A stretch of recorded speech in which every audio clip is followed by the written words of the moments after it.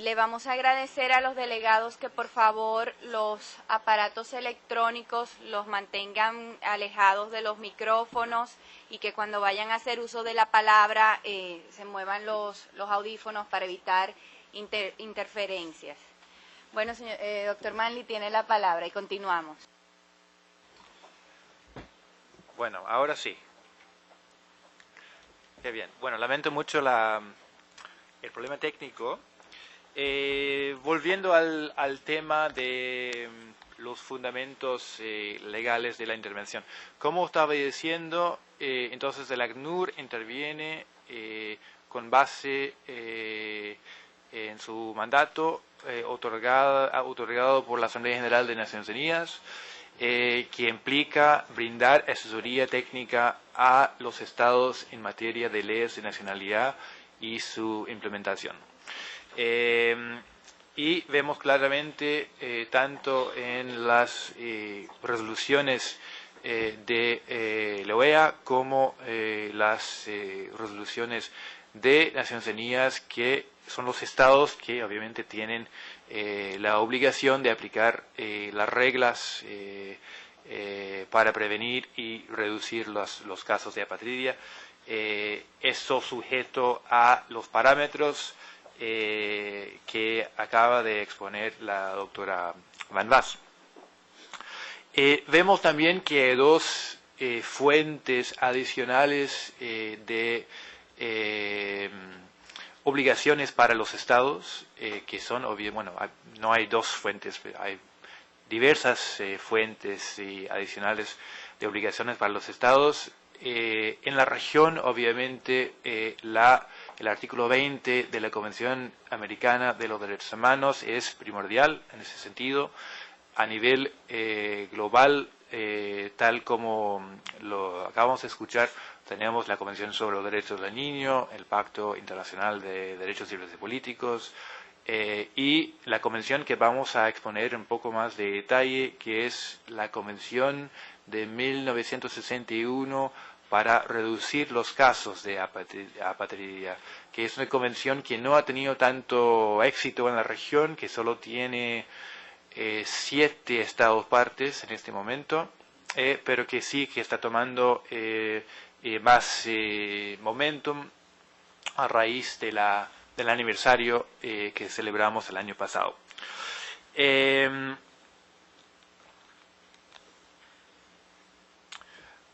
Ahora, pasando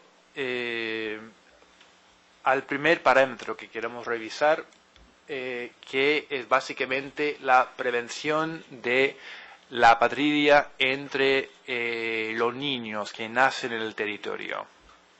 Y a nivel global, lo que decimos es que los estados tienen que tener en sus leyes de nacionalidad salvaguardias para asegurar que un niño que nace en el territorio adquiere la nacionalidad del país donde nace si no adquiere otra nacionalidad.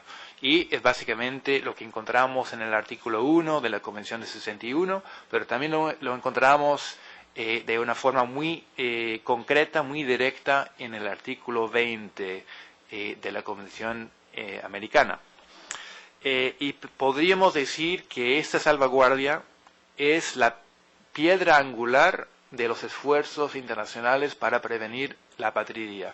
Y básicamente, si todos los estados aplicaran esta salvaguardia, no habría apatridia a nivel mundial, porque cualquier persona apatria que tuviera hijos no estaría traspasando su apatridia a esos hijos, sino los hijos estarían adquiriendo la nacionalidad del país donde nacen. Resulta un poco difícil conversar de esta salvaguardia en las Américas porque a la mayoría de ustedes les suena muy extraño la idea de que una persona puede nacer en el territorio y sin adquirir la nacionalidad del país donde nace, y eso es a raíz de la larga y generosa tradición de Ius Soli en las Américas. Tanto en América Latina como en Norteamérica y también en algunos países del Caribe. Pero la realidad es que a nivel mundial el ius soli es más bien la excepción. En la mayoría de los países del mundo tenemos sistemas que son más bien basados en el ius sanguinis, es decir, que el niño solo adquiere la nacionalidad de su padre o su madre y no adquiere la nacionalidad del país donde nace, tal como escuchamos en el caso de Japón. Entonces, resulta muy importante en esos países tener esa salvaguardia que dice que, bueno, si el niño no adquiere ninguna nacionalidad, tiene que adquirir la nacionalidad del país donde nace.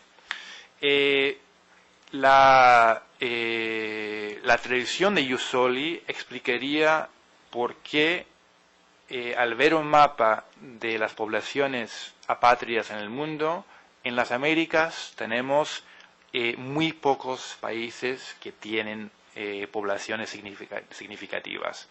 En el mapa del mundo, donde rojo sería un indicio de problema y verde sería un indicio que no hay problemas de apatría, la ex Unión Soviética, por ejemplo, es rojo, porque hay muchos problemas de apatría.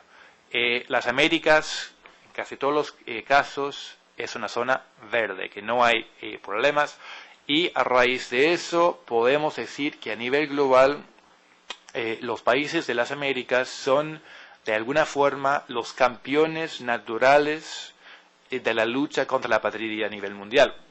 Porque por el ius soli se previene la apatría en casi todos los casos y se evita ese traspaso de generación en generación de la apatría.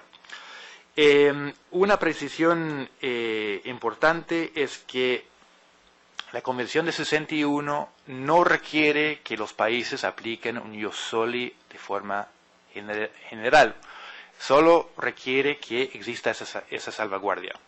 Y además permite de que los países pueden aplicar algunas condiciones al ius soli. Entonces, por ejemplo, podría haber un requisito de residencia para los padres, residencia legal, por ejemplo, para los padres, para que el niño puede adquirir la nacionalidad, es el caso que vemos en Colombia, siempre y cuando el niño que nace en el territorio puede adquirir la nacionalidad del país donde nació si no adquiere ninguna otra al nacer.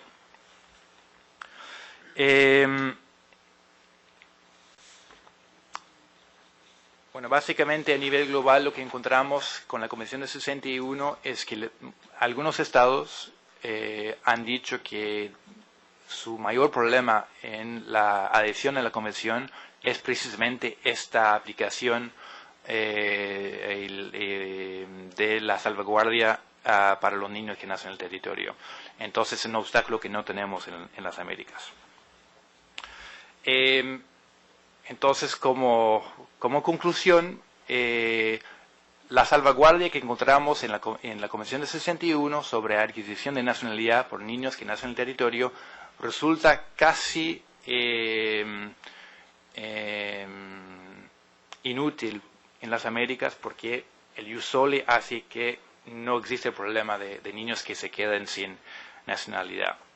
Esto digo por lo general. Hay algunas excepciones y en particular hemos visto que en algunos casos, en algunos países del Caribe, sí ha habido problemas de personas que se quedan sin nacionalidad de los padres, en particular personas de ascendencia haitiana, y se quedan también sin nacionalidad del país donde nacieron.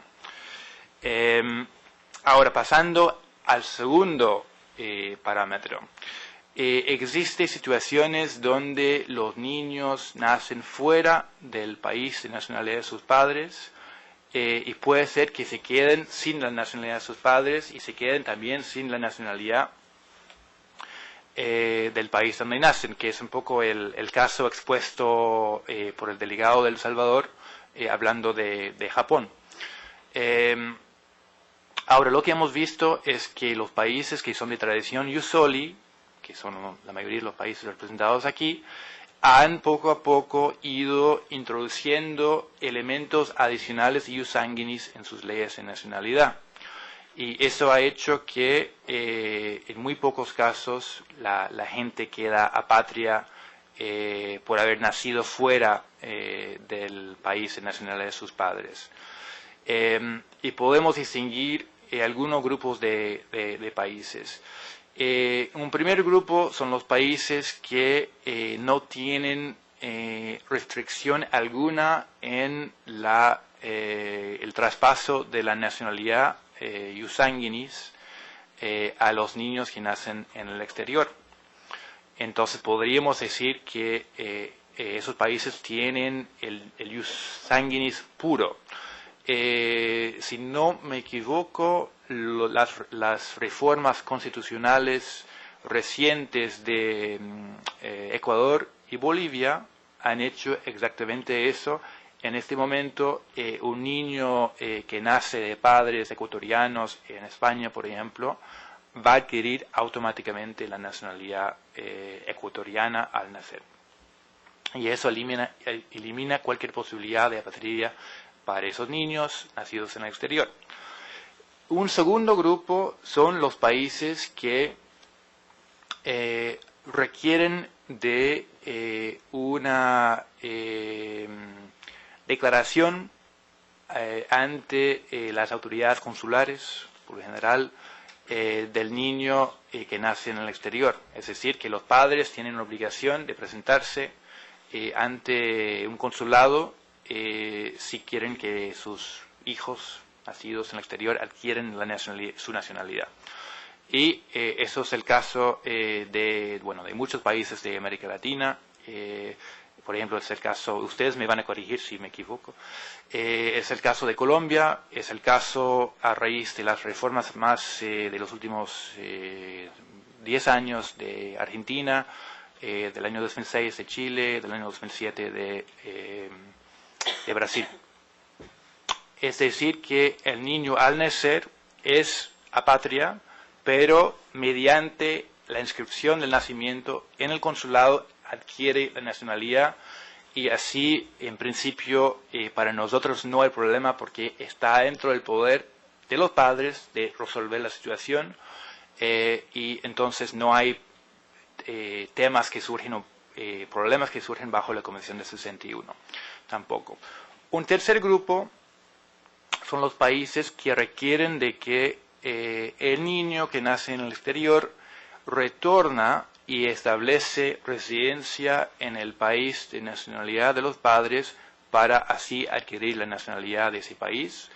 Esa fue la situación de Argentina, Chile y Brasil antes de la reforma que mencioné y entiendo que sigue siendo la situación de Paraguay. Hoy día, aunque entiendo que sí hay un debate en Paraguay sobre la posibilidad de reformar esa disposición en la ley de nacionalidad. En esos países sí podría haber un problema un poco más grave porque si los padres no pueden retornar al país de su nacionalidad, el niño no adquiere la nacionalidad del país donde nació, el niño se queda apatria y eso en efecto es un problema. Para los que siguieron el tema en Brasil, se estima, ustedes sabrán que se estima que hasta 200.000 personas habían quedado apatrias a raíz de la reforma en Brasil de la Constitución del año 96, me parece que fue. 86. Y luego que fue reformada en el año 2007. Pero básicamente eso hizo que, por ejemplo, los niños de brasileños que nacieron en Japón, que no adquirían la nacionalidad japonesa y tampoco tenían la nacionalidad de Brasil, se quedaban apátridas, porque los padres no tenían posibilidad de retornar a Brasil de forma que sus hijos pudieran residir y así obtener la nacionalidad. En conclusión, hay una tendencia en la región de permitir la adquisición iure sanguinis de la nacionalidad, iure sanguinis de de la nacionalidad de los niños que nacen en el exterior. Lo que es obviamente muy, muy positivo. Tercer parámetro es un problema que suena un poco teórico, es el problema de los niños encontrados en el territorio, los expósitos. Sin embargo, lo que hemos encontrado es que cuando tenemos conflictos armados, cuando tenemos flujos de refugiados, flujos de inmigrantes, incluso cuando tenemos muchas personas afectadas por HIV-Sida, aumentan el número de niños abandonados. Y en el caso que el niño es abandonado sin saber quiénes son los padres y dónde nació el niño, pues surge el tema de la nacionalidad y de la identidad.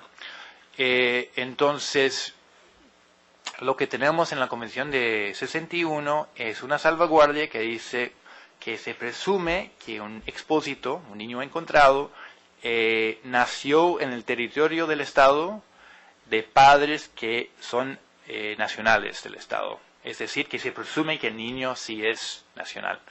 Y así se evita que un niño expósito se convierte en apátrida. En la región lo que hemos visto es que hay unos estados que sí tienen disposiciones que regulan el tema, Honduras, Nicaragua, Paraguay, Perú, por ejemplo.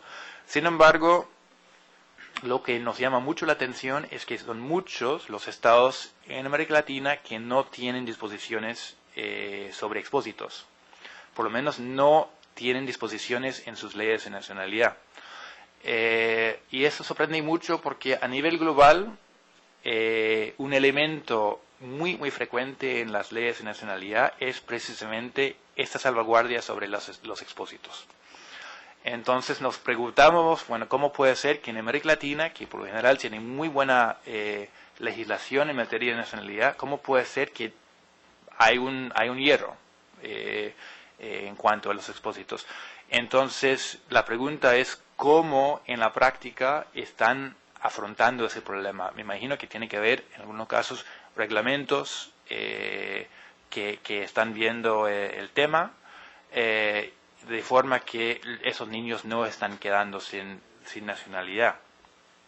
Entonces, más bien una duda que teníamos y quizás algunos de ustedes tendrían la respuesta. Siguiente parámetro es el tema de la renuncia voluntaria de la nacionalidad. Es un derecho fundamental cambiar de nacionalidad. Y me quedé un poco atrás. Sin embargo, no es un derecho poder renunciar a la nacionalidad y quedar apátrida.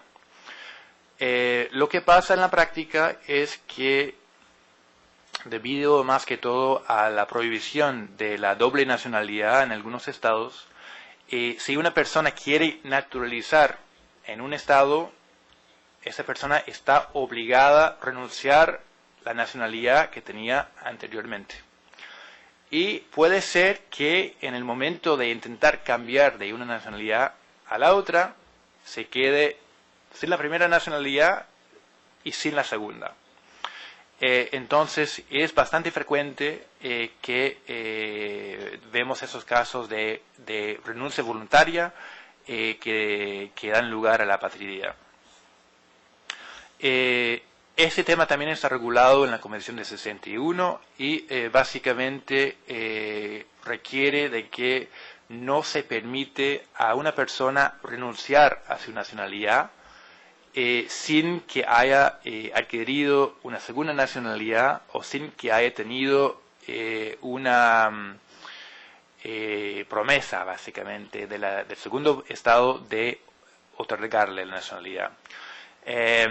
Entonces aquí también tenemos algunas buenas prácticas.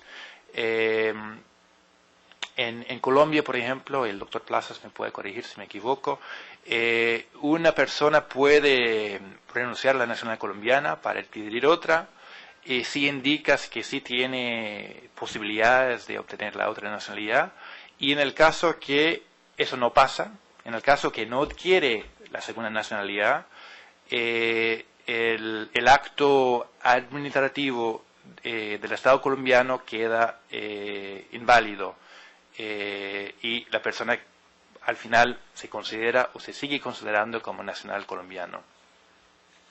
Aplicando de esta forma una salvaguardia se puede evitar que la gente queda en el vacío por haber intentado de cambiar nacionalidad y sin éxito. Ahora, vemos también en varios estados en la región que no hay salvaguardia de ese tipo. Entonces, la pregunta que tenemos es si en la práctica se está aplicando algún tipo de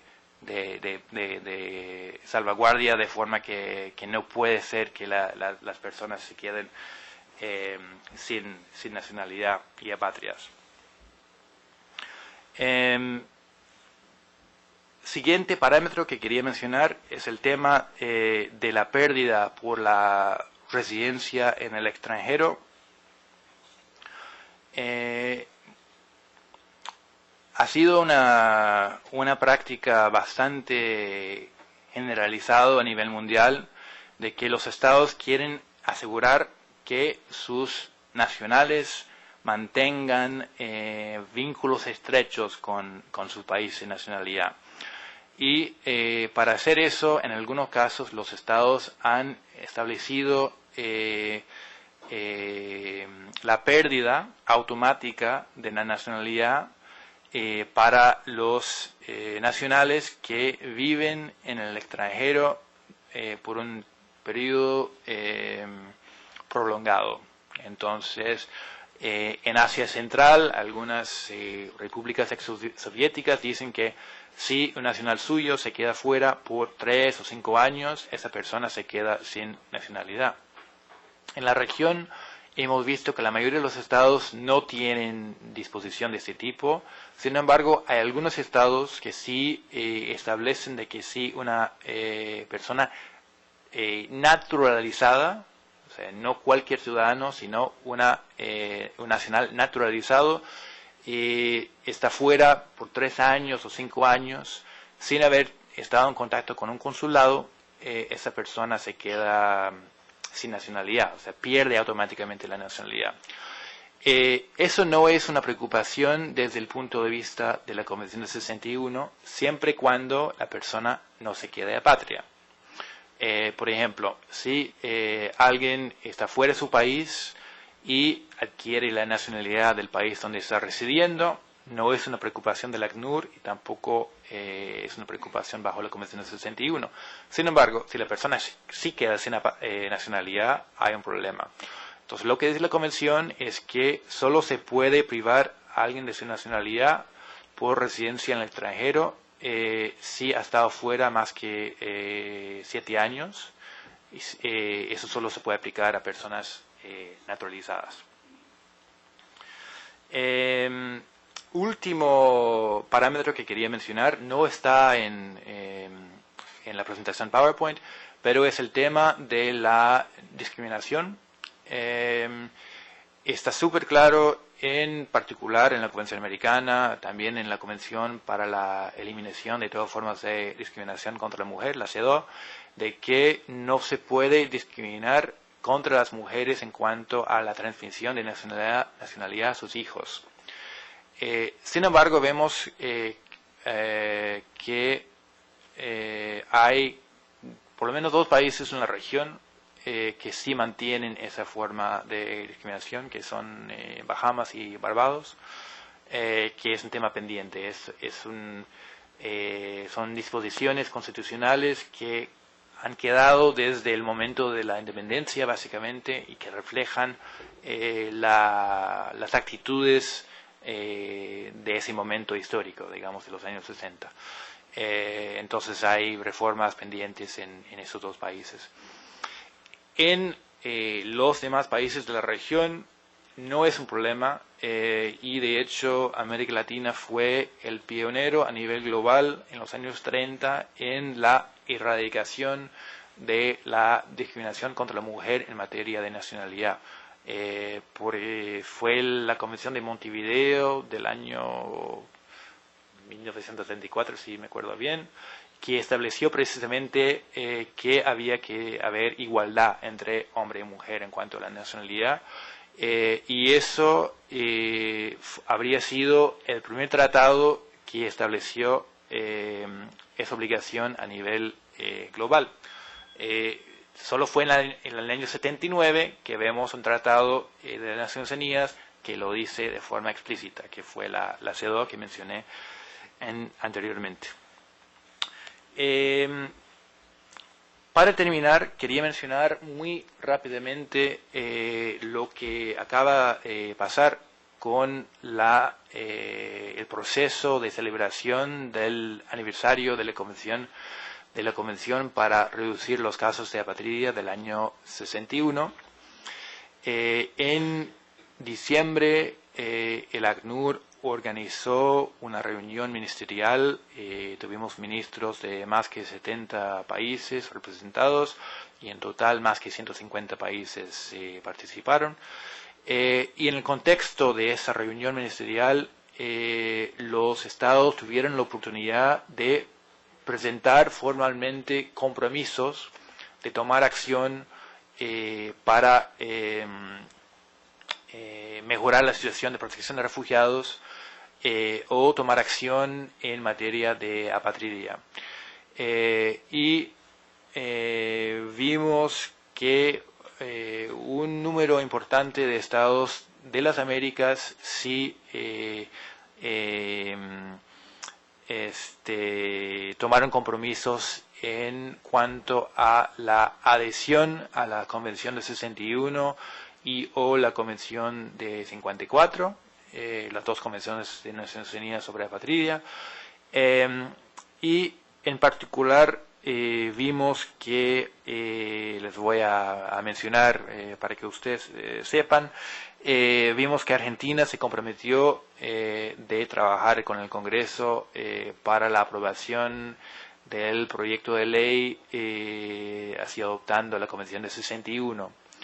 Y entendemos que eso ya está por presentarse al Congreso argentino. En el caso de Colombia, tanto la Convención de 54 como la Convención de 61 ya están ante el Congreso colombiano, y así eso fue reflejado en el compromiso tomado por Colombia en el contexto del aniversario. Ecuador se comprometió con la Convención de 61, Haití se comprometió con ambas convenciones, Honduras se comprometió con ambas convenciones también. Entendemos que ambas están en una fase bien avanzada ante el Congreso de la República. Perú también se comprometió, entendemos que ambas convenciones están actualmente en Cancillería, irán al Congreso también pronto. En el caso de Paraguay, también hubo compromiso con ambas convenciones, y de hecho hace menos que 2 meses la ley aprobando la Convención de 61 fue aprobada por Paraguay, y estamos esperando el depósito del instrumento de adhesión a la Convención de 61 por Paraguay en Nueva York. Y la Convención de 54, si no está en el Congreso, entiendo que será presentado próximamente. Cabe mencionar que también en el transcurso del año 2011 tuvimos en total 8 países a nivel mundial que se adherieron a una o ambas de las convenciones, y eso incluye a Panamá, que se adhirió a las 2 convenciones en el mes de junio del año pasado.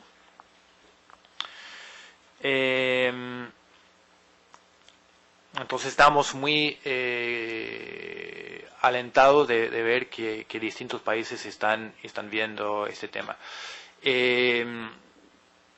Eso va a cambiar radicalmente la situación en la región, porque hasta la fecha solo tenemos 7 estados partes de la Convención de 61 y 13 de la Convención de 54. Así, con las nuevas adhesiones las cifras van a cambiar bastante. También tuvimos compromisos por parte de Haití y de una forma más general por parte del Perú de reformar sus leyes o reglamentos de nacionalidad. En el caso de Haití eso es particularmente importante porque hemos visto el problema de personas de ascendencia haitiana que están en el exterior y donde hay algunos problemas en cuanto a la confirmación de su nacionalidad en distintos países de la región. Y también por el hecho que la normativa haitiana es bastante antigua y habría que ponerlo al día en relación con los últimos desarrollos en materia de nacionalidad y derechos humanos a nivel mundial. Y entiendo que hay un proyecto que se está trabajando desde la parte de la OEA para ver precisamente cómo poner las cosas al día. Lo que vemos con muy buenos ojos y entiendo que estamos trabajando o viendo cómo trabajar con la OEA para asegurar que sea también conforme con los parámetros de prevención y reducción de la apatridia que estamos conversando el día de hoy. Últimos compromisos que quería mencionar tienen que ver con el tema de la protección de las personas apátridas. Y como la doctora Van Waas expondrá por la tarde, es muy importante para asegurar la protección de las personas apátridas de que hay mecanismos de determinación de la condición de apatria. Entonces, ustedes que conocen bien cómo funciona la protección de refugiados, se recordarán de que casi todos los países de la región tienen mecanismos de determinación de la condición de refugiado. Es decir, que hay un procedimiento para ver si una persona es refugiado o no. Y eso es la puerta de entrada al sistema de protección de las personas refugiadas. Se requiere algo parecido para las personas apátridas. Procedimientos sencillos, eficientes, no costosos, por lo general estamos hablando de muy pocas personas, pero procedimientos que permiten determinar si una persona es apátrida o no y si requiere protección bajo la Convención de 54. Entonces hemos visto 4 estados tomar compromisos en ese sentido: Brasil, Costa Rica, Uruguay y Estados Unidos. Otros estados tomaron compromisos un poco más generales, pero también se puede entender que están haciendo referencia a ese tipo de procedimiento. Bueno, con eso vamos a clausurar. A raíz del problema técnico estamos un poco atrasados, pero solo quería mencionar de que vemos por lo general que a raíz de la tradición de Ius Soli en las Américas estamos bien, básicamente. Hay vacíos en leyes de nacionalidad, pero por lo general resulta bastante fácil para los países de la región de adherirse a la Convención de 61 y así asegurar que no ocurra ningún caso de apatridia en las Américas. Y confiamos de que a raíz de los compromisos que hemos visto a final del año pasado y el progreso hacia la adhesión de los países que acabo de mencionar, que vamos a conseguir no precisamente la adhesión universal en América Latina a las convenciones de apatridia, pero nos vamos a acercar a ella. Entonces vemos que la situación está cambiando radicalmente. Eso nos ayudó mucho en cuanto a los esfuerzos para afrontar la apatridia en otros países del mundo que sí tienen problemas muy graves y que sí tienen poblaciones muy grandes en sus territorios. Muchas gracias. Muchas gracias, doctor Manley, por su presentación. Ahora vamos a dar un breve espacio para preguntas. Si hay alguien que tiene alguna pregunta o algún comentario que hacer, tienen el uso de la palabra en este momento. Erika, de República Dominicana. Sí, gracias, señor presidente. Ante todo, agradecer a los expositores por sus interesantes presentaciones de esta mañana. Y mi pregunta está relacionada con los principios que determinan la nacionalidad de las personas, es decir, el jus solis y el jus sanguinis. Desde el punto de vista de los instrumentos internacionales que ustedes nos han mencionado esta mañana, ¿existe alguna jerarquía o prevalencia entre el jus soli o el jus sanguinis cuando esos convergen en una persona, o si estos instrumentos lo dejan a las legislaciones internas de cada país?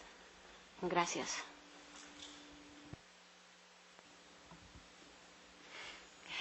Carla de Chile, por favor, y luego Viviani de Brasil.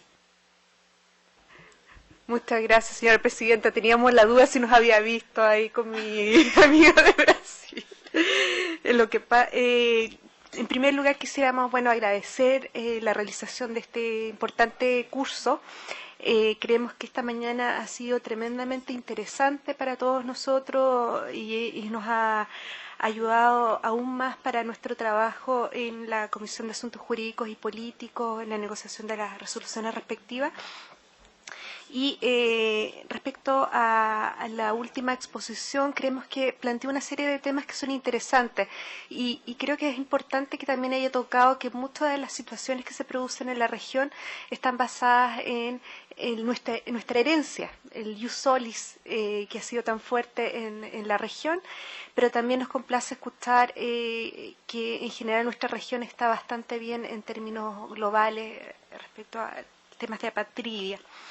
Usted también mencionó una serie de avances que han realizado algunos países, entre ellos Brasil, Chile, Argentina, y también quería solamente agregar algunos de los aspectos de la ley del año 2005, que es la ley específicamente 20.050. Como usted mencionaba, en esta ley eliminó el requisito de asentamiento por un año en el país.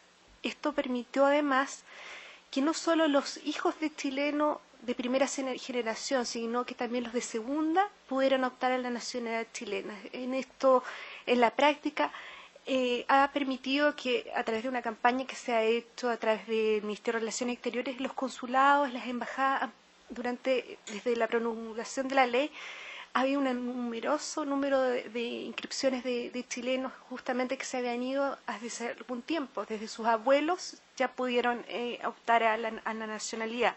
Y entonces también esto permitió que esa brecha que existía ya no siguiera adelante. Otra modificación importante fue la no obligación de renunciar a nacionalidad. Antes nosotros no podíamos tener doble nacionalidad. Si nos nacionalizábamos en otro país, debíamos obligatoriamente renunciar a la chilena, salvo en algunos casos de convenio. Al eliminar esto también permitió mejorar mucho en ese sentido. Al mismo tiempo, algo que usted mencionaba, nuestro país también tiene una salvaguarda en el caso de que un nacional, si quiera nacionalizar en otro país, digamos, debe tener ya la nacionalidad. No se le permite que lo haga antes, porque si no quedaría justamente en situación de apatridia. Esto entonces algunas de las situaciones, y respecto al jus solis que siempre ha privilegiado, ha primado en el país, entonces se hace esta combinación con el jus sanguinis, pero sigue siendo la posibilidad de los chilenos que están, de los extranjeros que están avecinados en Chile, que sus hijos puedan hacerlo. Y en el caso de los que estén en tránsito en el país, pudieran optar eventualmente por la nacionalidad chilena. Entonces hay una serie de salvaguardas en la nueva legislación para actualizar lo que antes teníamos. Gracias. Gracias, Carla. Viviani, por favor. Muchas gracias, señora presidenta. Acho que hoje temos tradução para o português. Sim, temos, que bom. Bom dia a todos, francamente. Senhora Presidente, muito obrigada pela oportunidade de me referir a alguns dos comentários feitos pelo Dr. Mark em sua apresentação recente. Em primeiro lugar, gostaríamos de agradecer à Presidência e à Secretaria Técnica da CAJP pela realização do evento de hoje, bem como as exposições da doutora Laura e do Dr. Mark Manley. Apenas alguns comentários sobre alguns dos aspectos trazidos pelo Dr. Mark. O Brasil participou ativamente da Conferência Ministerial de dezembro último em Genebra, e entre os compromissos voluntários anunciados pelo meu governo durante o evento está um projeto de lei atualmente em elaboração pelo Ministério da Justiça do Brasil para a determinação da condição de apatridia.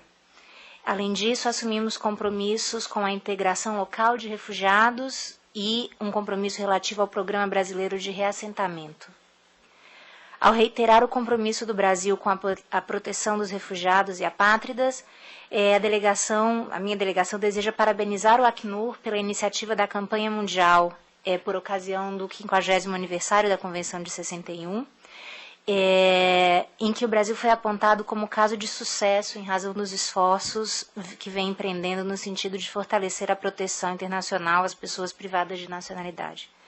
Conforme destacou o Dr. Mark, até 2007 o Brasil se encontrava em condição semelhante a países como Chile e Argentina, e estima-se que 200 mil crianças brasileiras se encontravam em situação de apatridia, pela situação de estarem em um país, residirem em um país que aplicava a doutrina de ius sanguinis. O movimento político que culminou na referida emenda constitucional de 2007 levou também um impulso político para a recente inclusão do Brasil na lista dos países signatários da Convenção de 61. Muito obrigada, senhora Presidente, pela oportunidade. Muchísimas gracias a usted. Tiene la palabra el doctor Manley para responder a las preguntas. Bueno, muy bien por las preguntas y los comentarios. Con la primera pregunta, si hay una jerarquía entre el ius soli y el ius sanguinis, no hay jerarquía, tal como expuso Laura al inicio de la mañana. Los estados tienen cierto grado de libertad de establecer las reglas. Entonces, lo que sí hay que ver es que no hay casos de apatridia que se presenten. Y vemos que en la Convención de 61 hay dos salvaguardias que están en juego, y entre esas dos salvaguardias sí hay una jerarquía. Entonces, básicamente lo que la Convención de 61 está buscando hacer es evitar que haya un conflicto de leyes entre países que son de tradición ius soli y países que son de tradición ius sanguinis. Entonces, en el momento de la elaboración de la Convención, eso fue uno de los grandes debates entre los redactores. Y obviamente muchos de los países aquí representados estuvieron en la conferencia en el año 61. Varios sí firmaron la convención. De hecho, firmó la República Dominicana, pero no ha procedido la ratificación. Pasa lo mismo, por otro lado, con la Convención de 54, donde hay tres, El Salvador, Honduras y Colombia, que sí firmaron y nunca ratificaron. Así que hay unos temas pendientes en la región. Ahora, la jerarquía en la Convención de 61 es la siguiente. Es que la primera regla, la regla primordial, podemos decir, es que si el niño nace en el territorio y no adquiere ninguna otra nacionalidad, ahí sí tiene que adquirir la nacionalidad del país donde nació. Entonces, obviamente, hay una clara inspiración del ius soli ahí. Ahora, la otra regla dice que si los padres, padre o madre, son de un estado parte y tienen un hijo que nace en un estado que no es parte, ahí el estado parte, que es el país de nacionalidad de los padres, tiene la obligación de asegurar que el niño no se quede apátrida. Entonces, para que sea un poco más concreto, en el caso de niños de padres brasileños que nace en Japón, Brasil es parte de la Convención del 61, Japón no es parte. Entonces, si el niño no adquiere la nacionalidad japonesa, Brasil sí tiene obligación de asegurar que el niño adquiere la nacionalidad. Entonces fue a raíz de eso que Brasil reformó la Constitución al mismo momento que se adhirió a la Convención del 61 en el 2007. Ahora, hay una complicación con todo eso, y es que los estados pueden tener algunas limitaciones,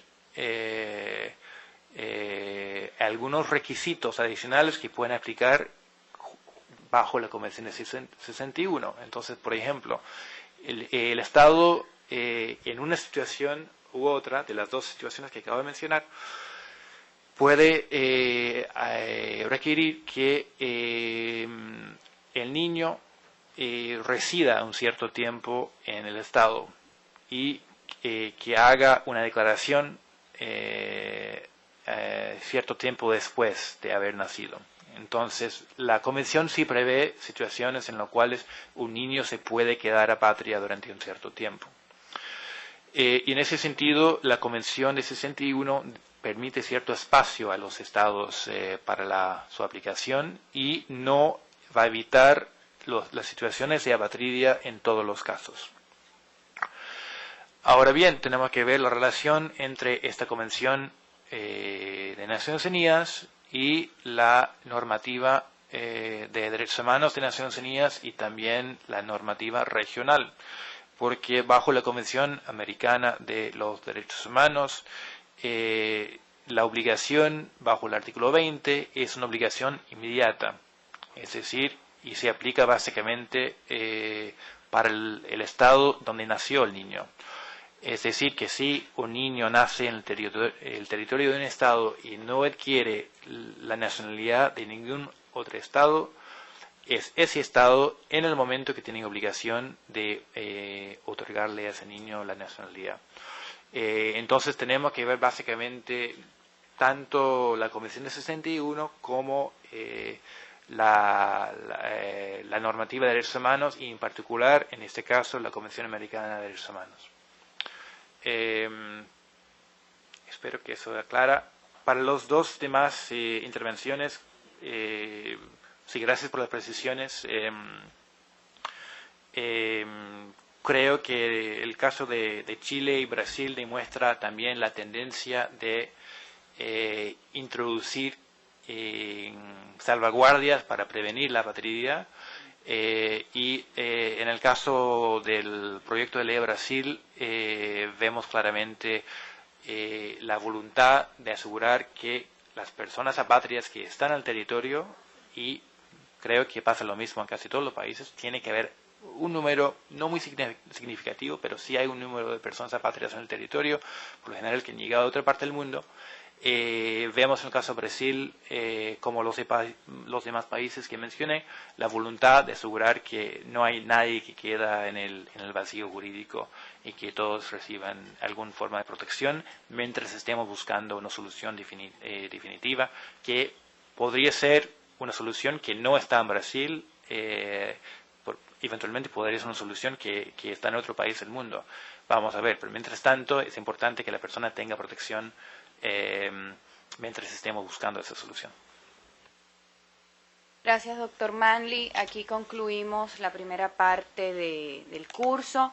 Vamos a hacer un receso para el almuerzo y estaremos de vuelta a las 2:30 de la tarde puntualmente para reiniciar las dos presentaciones de la tarde. Entonces, contamos con su puntualidad y nos vemos a las 2:30.